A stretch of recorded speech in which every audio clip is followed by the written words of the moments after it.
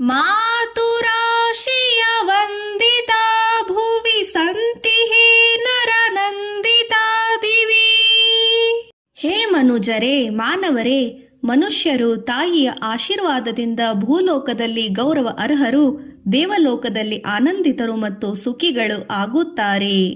ಧಾರಿತೋಸ್ಮಯಹಂ ಸೋದರೇ ತ್ವಯಾ ಪಾಲಿತೋಸ್ಮಯಹಂ ಸ್ವಸ್ತನೇ ತ್ವಯಾ. ಅಮ್ಮ, ನಿನ್ನಿಂದ ನಿನ್ನ ಹೊಟ್ಟೆಯಲ್ಲಿ ನಾನು ಪೋಷಿಸಲ್ಪಟ್ಟಿದ್ದೇನೆ, ಎಂದರೆ ಪೋಷಣೆಯನ್ನು ಹೊಂದಿದ್ದೇನೆ. ನಿನ್ನ ಎದೆಹಾಲಿನಿಂದ ನಾನು ಬೆಳೆಯಲ್ಪಟ್ಟಿದ್ದೇನೆ.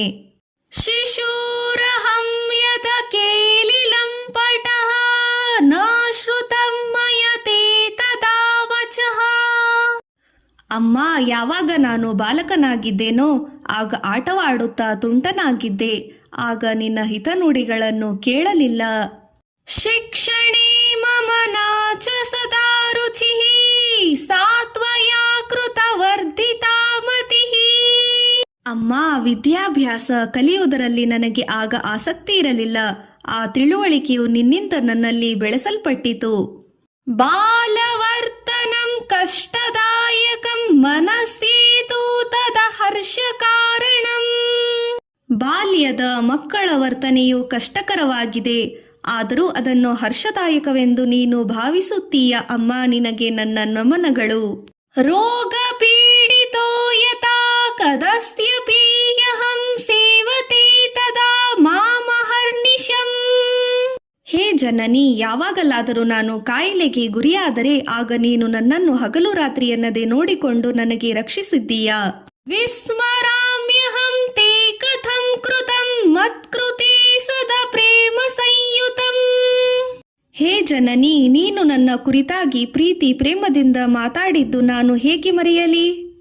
ಈಕ್ಷಸೆ ಗುಣಂ ಸರ್ವದಾ ಮಮ ಅವಗುಣಂ ತುಮೆ ನೇಕ್ಷಸೆ ಕಥಂ. ಹೇ ಜನನಿ, ಯಾವಾಗಲೂ ನನ್ನ ಒಳ್ಳೆಯ ಗುಣಗಳನ್ನೇ ನೋಡುತ್ತಿರುತ್ತಿದ್ದೀಯಾ, ಆದರೆ ಎಂದಿಗೂ ನನ್ನ ಲೋಪ ದೋಷಗಳನ್ನು ನೋಡುವುದಿಲ್ಲ ಮತ್ತು ಅದನ್ನು ಮನಸ್ಸಿಗೆ ಹಚ್ಚಿಕೊಳ್ಳುವುದಿಲ್ಲ. ಇದು ಹೇಗೆ ಸಾಧ್ಯವೋ ಗೊತ್ತಿಲ್ಲ. ಈಯಮುದಾರತಾ ತ್ವಯಿ ಚ ವರ್ತತೆ ನೇತರತ್ರ ಸಾ ಜಗತಿ ದೃಶ್ಯತೆ. ಈ ಔದಾರ್ಯವು, ಉದಾರತೆಯು ನಿನ್ನಲ್ಲಿ ಮಾತ್ರ ಇರುತ್ತದೆ ತಾಯಿ, ಆದರೆ ಅದು ಜಗತ್ತಿನಲ್ಲಿ ಬೇರೆ ಕಡೆ ಕಾಣಿಸುವುದಿಲ್ಲ. ದುರ್ಲಭ ನಹಿ ಬಾಂಧವಾ ಭುವಿ ಜನನಿ ದುರ್ಲಭ ತ್ವತ್ಸಮಾ ಭುವಿ. ಹೇ ಜನನಿ, ಭೂಮಿಯಲ್ಲಿ ಬಂಧುಗಳು ಸಿಗುವುದು ಕಷ್ಟವೇನಲ್ಲ, ಆದರೆ ಖಂಡಿತವಾಗಿಯೂ ಹೆತ್ತ ತಾಯಿ ಅಮ್ಮ ನಿನಗೆ ಸಮಾನರಾದವರು ಈ ಭೂಮಿಯಲ್ಲಿ ಎಲ್ಲಿಯೂ ಸಿಗುವುದಿಲ್ಲ. ಮಾತೃದೇವೋ ಭವೇತಿ ಯದ ಶ್ರುತಿಶ್ಚ ತತ್ ಬ್ರವಿತ್ಯಾದಾರದ ಭಾವಯೇಸ್ಪಯಃ.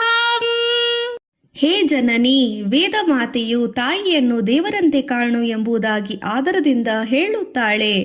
ನಾನು ಕೂಡ ಅದನ್ನು ಆದರಪೂರ್ವಕವಾಗಿ ಭಾವಿಸಿ ನಿನ್ನನ್ನು ನಮಿಸುತ್ತೇನೆ.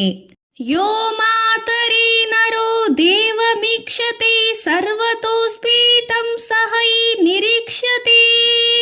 ಹೇ ಜನನಿ, ಯಾವ ಮಾನವನು ತನ್ನ ತಾಯಿಯಲ್ಲಿ ದೇವರನ್ನು ಕಾಣುತ್ತಾನೋ ಅವನು ಅವನನ್ನೇ ಎಲ್ಲೆಡೆಯಲ್ಲಿಯೂ ಕಾಣುತ್ತಾನೆ ಎಂದು ಬ್ರಹ್ಮವಿದ್ಯೆಯು ಹೇಳುತ್ತದೆ. ಅತಮಯ್ಯಾರ್ಚನಂ ವಂದನಂ ಕೃತಂ ತ್ವಚ ಕೀರ್ತನಂ ಪಾದ ಸೇವನಂ. ಹಾಗಾಗಿ ಹೇ ತಾಯಿ, ಆದುದರಿಂದ ನಿನ್ನ ಅರ್ಚನೆಯನ್ನೋ, ನಿನ್ನ ವಂದನೆಯನ್ನೋ ಹಾಗೂ ನಿನ್ನ ಕೀರ್ತನೆಯನ್ನು ಮತ್ತು ನಿನ್ನ ಪಾದ ಸೇವನೆಯನ್ನು ನಾನು ಯಾವಾಗಲೂ ಮಾಡಲು ಬಯಸುತ್ತೇನೆ. ಜನನಿ ತೇಪ್ಯಹಂ ಸರ್ವದಾರುಣಿ ಭಕ್ತಿರಸ್ತು ಮೇ ನಿಶ್ಚಲಾ ತ್ವಯಿ. ಹೇ ಜನನಿ, ಜಗನ್ಮಾತೆ, ಜಗದಾತೆಯೇ, ನಿನಗೆ ನಾನು ಸದಾಕಾಲವೂ ಕೂಡ ಋಣಿಯಾಗಿರುತ್ತೇನೆ. ಆದ್ದರಿಂದ ನನಗೆ ನಿನ್ನಲ್ಲಿ ಶಾಶ್ವತವಾದ ಭಕ್ತಿಯುಂಟಾಗಲಿ. ಅಂಬ ತ್ವಾಮಹಂ ಪ್ರಣತವಾನ ಸದಾ ಆಶಿಷ್ಯತ ತ್ವಂ ದೇಹಿ ಮೇ ಮುದಾ. ಅಮ್ಮ, ನಾನು ಯಾವಾಗಲೂ ನಿನಗೆ ನಮಸ್ಕರಿಸುತ್ತೇನೆ ಮತ್ತು ಸಂತೋಷದಿಂದ ನೀನು ನನ್ನನ್ನು ಆಶೀರ್ವದಿಸು.